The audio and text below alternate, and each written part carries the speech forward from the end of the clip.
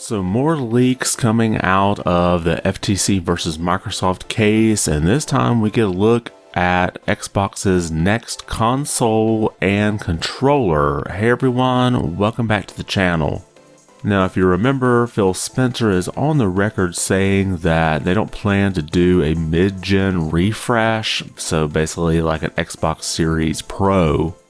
However, it does look like they do have some type of refresh planned for next year. Now this is coming from those documents from the FTC versus Microsoft. And I don't think this was supposed to get out. I think all this was supposed to be redacted, but now it's all over the interwebs. So we'll go ahead and take a look at it. And as you can see from the picture here, this is codenamed Brooklyn, and this is the Xbox Series X refresh. Now, according to the documents, this is scheduled to be released in November of 2024, so over a year from now, and it will have 2 terabytes of onboard storage. However, it will not have a disk drive, so this will be an all-digital system, and it will retail at the same price as the current Xbox Series X at $500.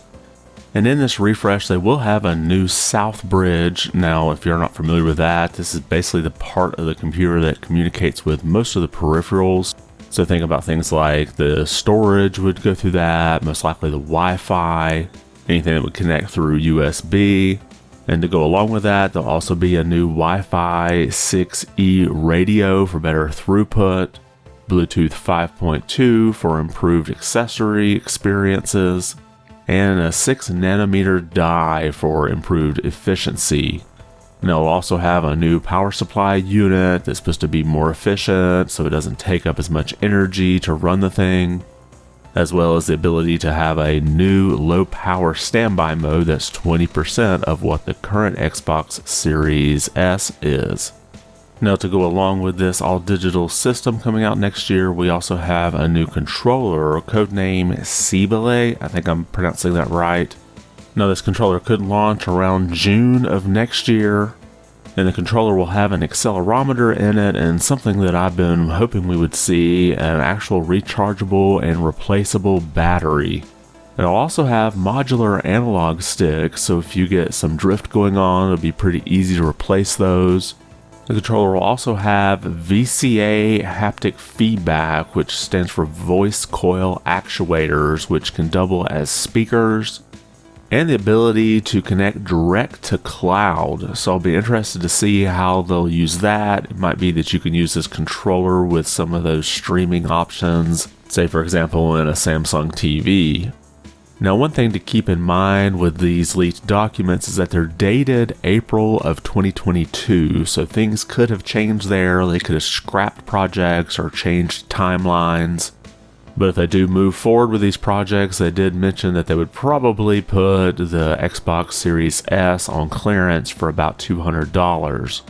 And again, that would be around Christmas time of 2024.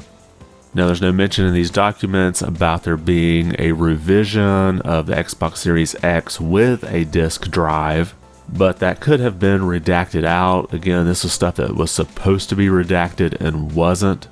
So I do hope Microsoft does a revision with a disk drive in it.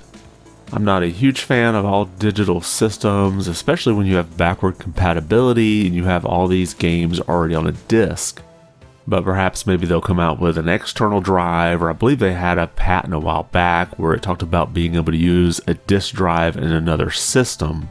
So you just put a client on your computer and it can read it there and basically license you for the game.